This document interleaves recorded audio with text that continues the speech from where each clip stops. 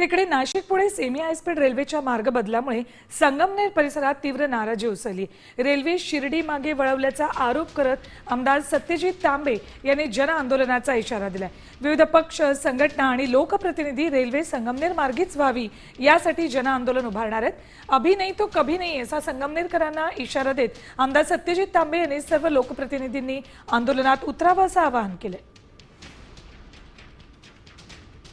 Nashik Pune railway ही सिन्नर, संगमनेर, नारायणगाव, मनसर मार्गे, चाकण मार्गेच पुण्याला गेली पाहिजे अशी मागणी ही या भागातील लोकांची अनेक वर्षांपासूनची आहे। आणि आता अचानक ही रेल्वे शिर्डी मागे नेण्याचा घाट जीएमआरटीचं कारण सांगून पुढे करण्यात येत आहे।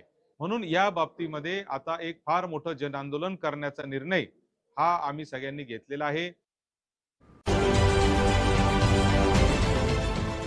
देश विदेशातील प्रत्येक घडामोडींचे लाईव्ह अपडेट मिळवण्यासाठी आता साम टीव्हीच्या सर्व सोशल मीडिया प्लॅटफॉर्मला लाईक, फॉलो आणि सबस्क्राईब करा।